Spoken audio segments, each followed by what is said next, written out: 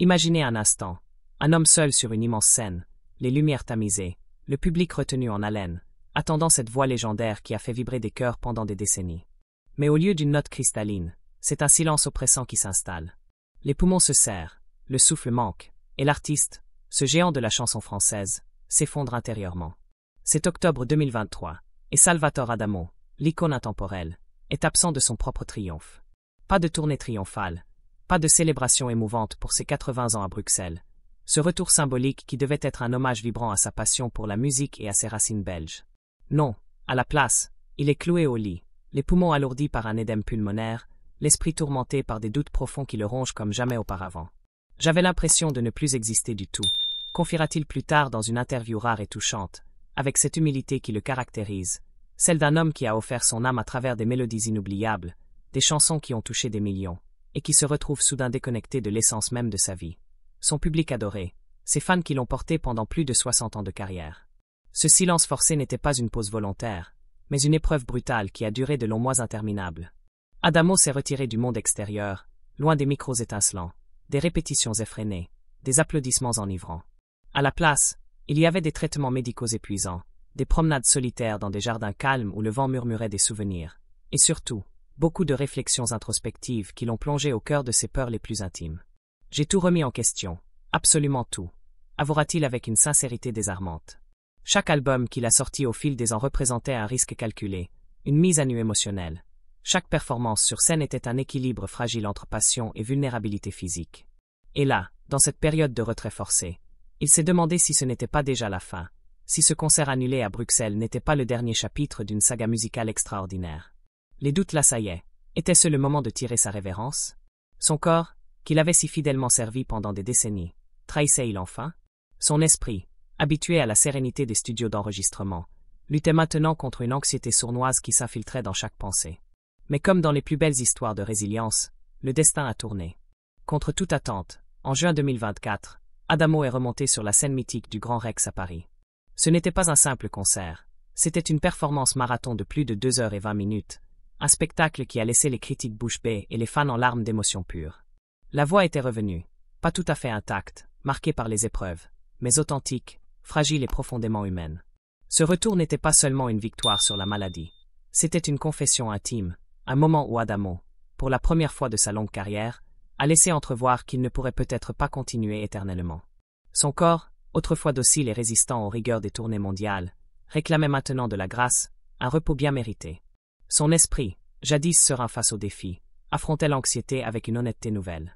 Il a même évoqué son prochain album, provisoirement intitulé Des fleurs et des groseilles, comme un possible dernier cadeau au monde, une œuvre finale qu'il voulait parfaite. Je veux laisser quelque chose dont je puisse être fier, pas un album de trop, pas un adieu pathétique, déclara-t-il avec une prudence mesurée, mais où perçait encore une flamme intérieure inextinguible. Et pourtant, même dans cette prudence, il y avait une vitalité surprenante. Son agenda, qui avait été vidé par la maladie, commençait à se remplir à nouveau de projets excitants. L'homme qui, il y a peu, peinait à respirer sur scène, collaborait maintenant avec Stéphane Eché sur un album ambitieux de 16 à 18 chansons, explorant des styles variés, infusant une énergie nouvelle tout en rendant hommage à son passé glorieux. C'était une lettre d'amour à ses racines, à ses fans, mais peut-être aussi une note d'adieu subtile, un clin d'œil poétique à une carrière qui avait tout donné. L'ironie suprême? Adamo n'a jamais paru aussi vivant, aussi vibrant d'énergie créative, que lorsqu'il évoquait l'idée d'arrêter. Ce silence terrifiant, ce vide abyssal dont il était ressorti transformé, était devenu le couplet le plus sincère, le plus poignant de la chanson de sa vie entière. Il n'avait pas fui les épreuves, il les avait alchimisées en art, en inspiration, prouvant une fois de plus sa résilience légendaire. Passons maintenant à une rumeur qui a enflammé l'imagination collective, une histoire presque poétique qui illustre parfaitement le pouvoir envoûtant de la musique d'Adamo. C'est en 1964, une année où la Belgique bouillonnait de fêtes et d'événements royaux, que tout a commencé. Parmi les invités d'un gala prestigieux se trouvait l'élégante princesse Paola Ruffo di Calabria, épouse du futur roi Albert II, une femme au charme irrésistible qui captivait les regards. Et parmi les artistes invités à performer, un jeune Salvatore Adamo, déjà en pleine ascension avec des tubes intemporels comme Tombe la neige, et vous permettez, monsieur, des chansons qui mêlaient tendresse et mélancolie avec une voix mielleuse et une allure humble qui conquérait les cœurs. Ce soir-là, il a interprété une chanson spécialement composée, Dolce Paola, un hommage tendre imprégné d'admiration et d'un désir romantique subtil, presque innocent. Naturellement, les médias de l'époque se sont emparés de cette histoire comme d'un trésor juteux. Était-ce une simple sérénade artistique, ou une tentative de séduction audacieuse? Pourquoi choisir le nom d'une princesse royale si cela n'avait aucune signification cachée? Adamo avait écrit cette chanson inspirée par le charme magnétique de Paola, mais il insistera toujours sur le fait qu'il n'aurait jamais osé la chanter sans un encouragement subtil de sa part. Elle m'a demandé, « Vous l'avez écrite pour moi ?» Et j'ai répondu, « Sans votre permission, jamais je ne me le serais permis. » Se souviendra-t-il des années plus tard avec un sourire malicieux, ce genre de sourire qui révèle un homme espiègle sous son apparence sérieuse. De cet échange fugace est née une légende urbaine qui a traversé les décennies, alimentant les fantasmes collectifs. Les couvertures de magazines s'emballaient. Paola et Salvatore, une idylle royale. Les gros titres hurlaient des spéculations folles, imaginant des rendez-vous secrets, des promenades main dans la main.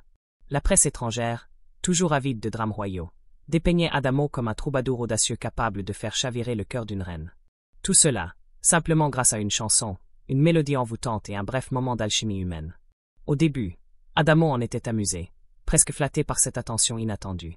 C'était si bien écrit que j'ai failli y croire moi-même, riait-il dans des interviews ultérieures, avec cette légèreté qui masque souvent une profondeur émotionnelle.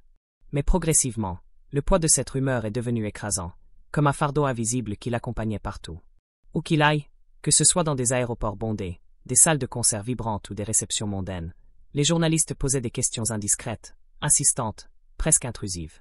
Les paparazzis le traquaient sans relâche, cherchant le moindre indice d'une liaison royale. Était-il vraiment amoureux de la princesse? Allait-elle quitter le palais pour rejoindre ce chanteur charismatique? Bien sûr, rien de tout cela ne s'est jamais concrétisé. Il n'y a eu ni liaison passionnée, ni scandale tonitruant, seulement le pouvoir immense d'une mélodie qui avait éveillé l'imagination collective. Cet épisode a révélé quelque chose de bien plus profond sur Adamo. Sa capacité unique à émouvoir les gens, non seulement à travers sa musique, mais en créant des possibilités, des rêves éveillés. Ses chansons ne se contentaient pas d'amuser ou de distraire. Elles invitaient à rêver, à fantasmer, et parfois, ce rêve déformait la réalité elle-même, la transformant en une tapisserie de mythes romantiques. L'événement a aussi offert au monde un rare aperçu du code émotionnel d'Adamo, ce mélange subtil de romantisme et de sincérité qui définit son article. Ce n'était pas un showman calculateur en quête de gros titres sensationnels. C'était un vrai romantique, peut-être même trop idéaliste, qui croyait profondément en la beauté des gestes simples, en le désir pur et en les vérités subtiles qui se cachent derrière les mots. Écrire Dolce Paola n'était pas un coup marketing astucieux. C'était un murmure d'admiration sincère à une époque où de tels hommages avaient encore une signification profonde, où la musique pouvait transcender les barrières sociales et royales.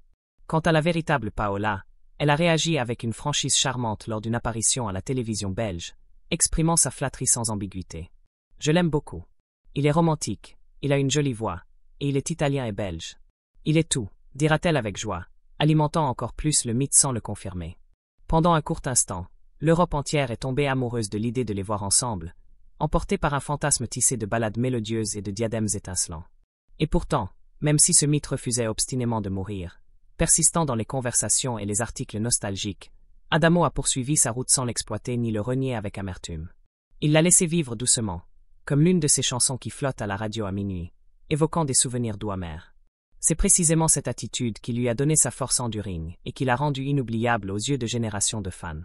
Parce que, au fond, les histoires d'amour les plus durables, les plus touchantes, sont souvent celles qui ne se sont jamais vraiment produites, celles qui restent suspendues dans l'air comme une note inachevée, invitant à l'imagination infinie. Tandis que la presse se passionnait pour ces romances fantasmées, ces idylles royales imaginaires, Salvatore Adamo vivait une histoire d'amour bien réelle, mais discrète, profondément enracinée, loin des projecteurs aveuglants. Elle s'appelait Nicole Durand, et leur lien avait commencé non pas dans le tumulte des scènes internationales ou des galas fastueux, mais dans la simplicité quotidienne, un soutien silencieux, une présence stable qui offrait un sentiment de foyer au milieu d'un monde chaotique qui exigeait sans cesse de performer, de briller, de conquérir. Ils se sont rencontrés jeunes, bien avant que les scènes ne deviennent des arènes gigantesques et les foules assourdissantes, avant que la célébrité ne transforme chaque instant en spectacle public. Et tandis que la carrière d'Adamo s'enflammait, explosant avec des tubes qui traversaient les frontières, Nicole choisissait de rester en retrait, non par obligation, mais par un choix conscient et respectueux. Leur amour n'a jamais été un secret absolu, mais il n'a jamais été affiché ostensiblement non plus, comme pour préserver une bulle d'intimité dans un océan de curiosité publique. En 1966, ils étaient prêts à officialiser leur union calmement, sincèrement, sans fanfare. Le 28 février, dans la ville belge de Liège, ils se sont mariés lors d'une cérémonie civile modeste, intime, entouré seulement d'amis proches et de la famille. Sans presse intrusive, sans flashs éblouissants qui auraient transformé ce moment personnel en cirque médiatique. Mais Adamo, dans son innocence peut-être naïve, a commis une erreur qu'il regretterait amèrement. En pleine tournée au Chili, loin de l'Europe, il a partagé la bonne nouvelle avec la presse après coup, s'attendant à ce que l'agitation se calme naturellement avant son retour. Au contraire, cela a explosé comme une bombe à retardement. Les gros titres l'ont accusé de trahison flagrante, de cacher son mariage pour préserver son image de séducteur irrésistible, ce poète célibataire adoré par des légions de fans féminines à travers le monde. Je pensais qu'à mon retour, ce serait accepté sans drame, dira-t-il plus tard avec une pointe de regret. C'était mon erreur. Vous auriez dû voir ce qu'ils ont écrit sur moi, des accusations folles. Certains journaux allèrent jusqu'à affirmer que le mariage était faux, une simple opération de communication pour détourner l'attention. D'autres parlèrent d'un camouflage de coucherie, comme le titra un tabloïd furieux et sensationnaliste. Blessé au plus profond de lui, frustré par cette invasion injuste de sa vie privée, Adamo prit une décision consciente et ferme, se retirer du jeu médiatique. Lui et Nicole s'éloignèrent délibérément des caméras et des micros-inquisiteurs. Ils ne justifieraient plus leur relation, ne joueraient plus aucun rôle dans ce théâtre absurde. Pour vivre heureux, vivons cachés, décidèrent-ils ensemble, et c'est exactement ce qu'ils firent, construisant un sanctuaire invisible au monde extérieur. Dans la paix de cet espace protégé, ils ont bâti une famille solide, loin des regards indiscrets. Leur premier fils, Anthony, est né en 1969, apportant une joie nouvelle dans leur vie déjà riche. 11 ans plus tard, en 1980, Benjamin les rejoignit, complétant ce noyau familial discret. Nicole devint l'armure invisible d'Adamo, une partenaire inestimable qui gérait les coulisses avec une grâce infinie. Elle savait pertinemment qu'apparaître trop publiquement briserait l'illusion qui avait nourri la célébrité précoce de son mari, cette image du poète solitaire et romantique qui faisait rêver les femmes du monde entier. Au lieu de la combattre avec jalousie, elle embrassa l'ombre non par faiblesse, mais par une force profonde, une sagesse qui protégeait leur union des tempêtes extérieures. Pourtant, les années les ont mis à l'épreuve, comme elles le font pour tous les couples, mais amplifiées par la célébrité qui n'est jamais une invitée docile. Il y a eu des absences prolongées dues aux tournées interminables, des malentendus nés de la distance, et l'érosion lente mais inexorable de la vie privée sous les assauts constants des médias. Mais à travers tout cela, Nicole est restée solide comme un roc, un pilier inébranlable. Lorsqu'Adamo s'exprimait plus tard dans des interviews rares et choisies, ce n'était jamais avec de grandes déclarations théâtrales, mais avec des phrases simples, lourdes de sens et de gratitude. Nous sommes ensemble depuis plus de 50 ans, et si cela a duré si longtemps, c'est grâce à elle, pas à moi, à elle, confiera-t-il avec émotion. Elle n'était pas seulement une épouse, elle était la co-architecte d'une vie soigneusement protégée des déformations cruelles de la célébrité, une gardienne des secrets et des joies intimes. Nicole a élevé leurs enfants avec une grâce exemplaire, gérant leur monde privé avec une discrétion absolue. Et lorsque les projecteurs s'éteignaient sur scène après un concert épuisant, c'était elle qui l'attendait patiemment derrière le rideau, tenant son manteau, demandant avec tendresse si sa voix avait tenu le coup, si son cœur battait encore au rythme de la musique. Ils ont récemment célébré leurs 54 ans de mariage, les noces de Zibline, une étape rare que peu de couples atteignent, surtout dans le monde impitoyable du spectacle où les unions se brisent souvent sous la pression. Et pour ses 80 ans, lorsqu'Adamo n'a pas pu chanter à cause de ses problèmes de santé récents, ce n'est pas vers la scène qu'il s'est tourné pour trouver du réconfort, mais vers Nicole. Ils ont passé la journée ensemble en toute simplicité, sans faste ostentatoire, sans presse envahissante, juste eux deux, dans un monde obsédé par les gros titres et les scandales éphémères. Leur amour était comme une note de bas de page dans l'histoire publique d'Adamo, discrète et modeste, mais pour lui, c'était tout, le cœur battant de son existence. Même les relations les plus solides, même les vies les plus discrètes ne peuvent rester éternellement à l'abri de la complexité humaine, des tempêtes intérieures qui surgissent sans prévenir. En 1970, à peine un an après son mariage avec Nicole, Salvatore Adamo se retrouve emporté par une vague émotionnelle qu'il n'avait pas anticipée. Lors du tournage du film L'Ardoise, ou L'île aux coquelicots selon certaines sources, il fait la rencontre d'Annette Dahl, une actrice allemande remarquable par sa beauté et son talent. Ce qui avait commencé comme une simple collaboration professionnelle, un échange artistique sur un plateau de cinéma, se transforme peu à peu en une relation intime, profonde, quelque chose d'impossible à ignorer ou à réprimer. Cette liaison n'a pas fait les gros titres fracassants de l'époque, aucun scandale public tonitruant, aucune sensationnaliste n'a éclaté au grand jour. C'était plus discret, plus nuancé, mais infiniment plus complexe. Une relation qui dura 9 ans, menée en parallèle de sa vie familiale stable avec Nicole. Ce n'était pas par orgueil ou par calcul froid qu'Adamo a poursuivi cette double vie. Peut-être était-ce par confusion émotionnelle, par une culpabilité lancinante, ou par cet impossible équilibre entre un amour profond et un besoin d'échappatoire dans un monde de pression constante. Et de cette relation cachée est née une enfant, Amélie, en 1979, un événement qui ajouterait une couche supplémentaire de complexité à la vie déjà riche d'Adamo. Pendant des années, l'existence d'Amélie resta en dehors des projecteurs impitoyables, non par honte ou par déni, mais par un désir farouche de protection, pour la préserver des ragots et des jugements hâtifs. Nicole, la femme à qui Adamo avait promis sa vie entière, découvrit l'infidélité et l'enfant né de cette liaison. La douleur fut réelle, viscérale, un choc qui aurait pu briser n'importe quel couple. Mais ce qui s'est passé ensuite a marqué à jamais la légende de Salvatore Adamo, bien plus que n'importe quelle chanson d'amour romantique ou tube planétaire. Au début, elle n'était pas ravie, bien sûr, confiera-t-il avec une honnêteté poignante dans une interview de 2010, une franchise rare chez les célébrités. Mais avec le temps, et avec une certaine philosophie de vie, elle a accepté. Nicole aurait pu partir, claquer la porte définitivement. Elle en avait toutes les raisons légitimes, toutes les justifications du monde. Mais elle choisit de rester, non par faiblesse ou par résignation passive, mais peut-être par un amour profond, par un sens du devoir familial, ou par quelque chose de plus spirituel, une croyance inébranlable en la rédemption humaine, en la possibilité de guérir les blessures. Avec les années qui passaient, elle n'a pas seulement toléré la présence d'Amélie, elle l'a accueillie à bras ouverts, l'intégrant progressivement dans leur cercle familial. Elle vient à la maison maintenant, expliquait Adamo avec une tendresse évidente. Et Nicole adore sa façon de chanter, sa voix qui porte des échos de la mienne. Cette transition de la trahison à l'acceptation ne s'est pas faite en un jour miraculeux. Il a fallu des décennies de dialogue silencieux, de pardon progressif, de reconstruction patiente. Le tournant décisif eut lieu en 2004, lorsque Salvatore connut un grave problème de santé, bien après son infarctus de 1984 qui l'avait déjà alerté. Cette nouvelle alerte médicale secouait les fondations mêmes de la famille. Et dans ce moment de fragilité extrême, quelque chose s'adoucit, une barrière invisible se brisa. Adamo insista alors. Amélie devait être présente à la maison, pleinement intégrée. Il ne voulait pas mourir avec des vérités non dites, des regrets suspendus entre ceux qui l'aimaient. Et c'est Nicole qui, avec une générosité remarquable, ouvrit la porte grande ouverte. Amélie n'était plus un secret honteux tapi dans l'ombre, elle devint une part entière, légitime de la vie d'Adamo, non plus reléguée aux marges, mais accueillie sous le même toit chaleureux. Elle n'a pas seulement hérité de son nom illustre, elle a aussi reçu en don son talent musical inné. Sa voix porte les échos mélodieux de celle de son père, tendre, empreinte d'émotion, capable de toucher les âmes comme lui. Et d'une certaine manière, à travers elle, Adamo a vu une continuité de lui-même qui n'avait rien à voir avec les applaudissements publics ou les charts mondiaux. C'était un héritage privé, intime, précieux. Salvatore n'a jamais idéalisé ce qui s'était passé, jamais prétendu que c'était excusable ou banal. Il en a parlé avec une lucidité tranchante, une maturité acquise au fil des épreuves.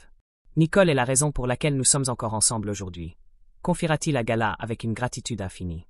Elle a accepté tant de choses, elle a accepté ma fille, et ça, je ne l'oublierai jamais, pas une seule seconde.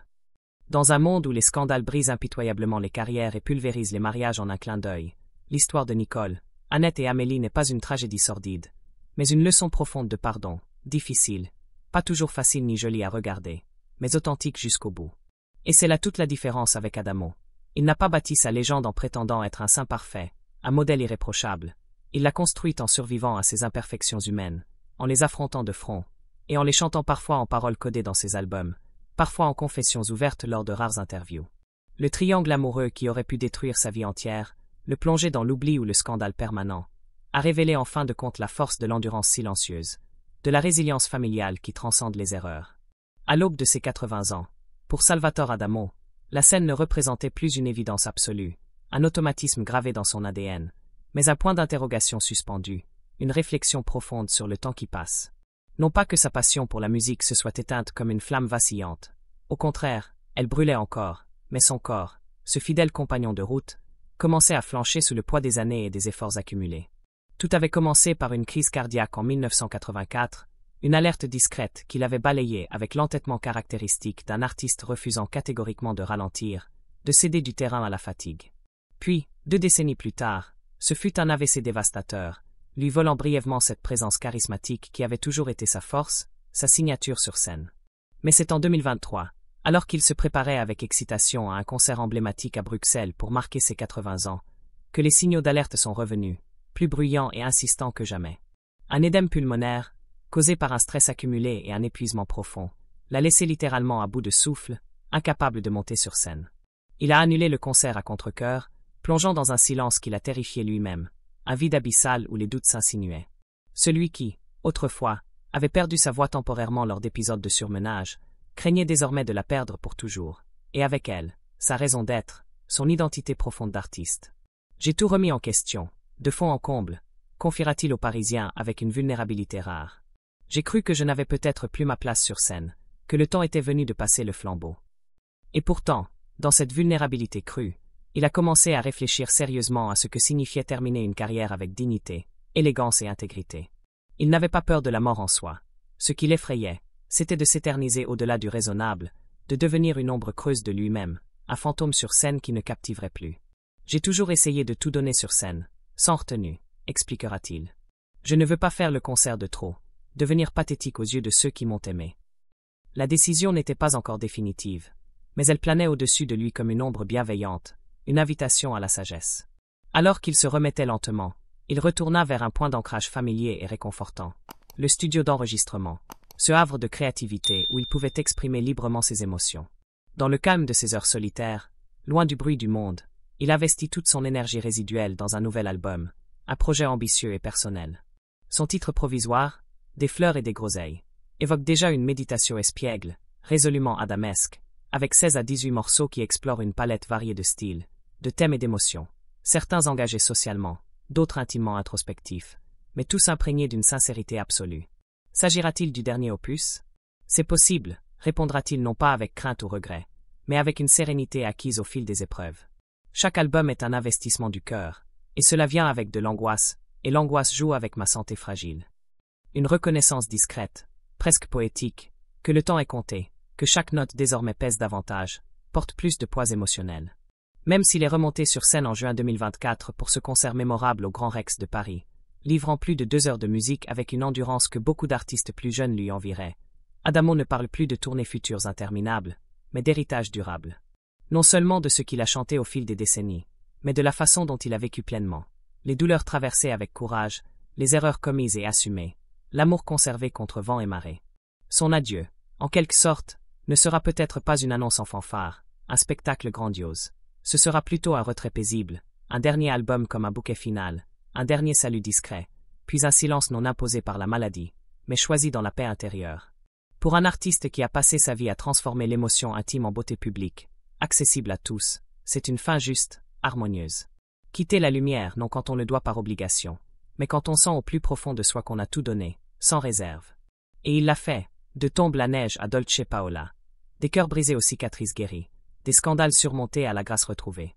Salvatore Adamo nous a montré ce que cela signifie d'être humain avec un micro entre les mains, les sommets tremblants d'euphorie, les chutes fracassantes dans l'abîme, la rédemption silencieuse qui vient du fait de chanter sa vérité suffisamment longtemps pour que d'autres y voient de la lumière, une inspiration éternelle. Il ne dira peut-être jamais adieu avec éclat, ne l'appellera peut-être jamais la fin de manière formelle. Mais écoutez bien, attentivement, et vous l'entendrez, un dernier accord doux qui s'éloigne, non pas en s'effaçant dans l'oubli, mais en s'achevant avec perfection, laissant un écho qui résonne pour toujours. Alors que cette histoire touche à sa fin, ralentissons un peu le rythme, prenons le temps de réfléchir. Imaginez Salvatore Adamo, non pas sous les projecteurs aveuglants d'une salle comble, mais assis tranquillement devant un piano ancien dans une pièce silencieuse, intime, la dernière note d'une chanson résonnant encore doucement dans le bois poli autour de lui. Pas d'applaudissements tonitruants, juste un calme apaisant, ce genre de calme qui murmure. Tu as assez donné, repose-toi maintenant. Son histoire ne parle pas seulement de gloire éphémère ou de chute dramatique. Elle parle de choisir l'amour quand c'est difficile, presque insurmontable, de pardonner quand c'est douloureux au plus profond de l'âme, et de se retirer avec grâce lorsque l'âme elle-même dit que le moment est venu, sans regret ni amertume. Il y a une douceur infinie dans son héritage, pas bruyante ni clinquante comme chez certains artistes, mais profondément humaine, accessible, touchante. Si sa musique vous a déjà fait ressentir quelque chose de fort, de la joie pure, de la tristesse nostalgique, de la nostalgie qui serre le cœur, alors vous comprenez pourquoi Adamo reste une légende vivante. Laissez un mot en commentaire pour partager vos souvenirs, vos chansons préférées, ou comment son histoire vous inspire. Et si ce n'est pas encore fait, aimez la vidéo pour montrer votre soutien, et abonnez-vous à la chaîne pour découvrir d'autres histoires fascinantes de célébrités qui vous accompagnent longtemps après la fin de la vidéo, des récits qui révèlent les coulisses humaines derrière les icônes.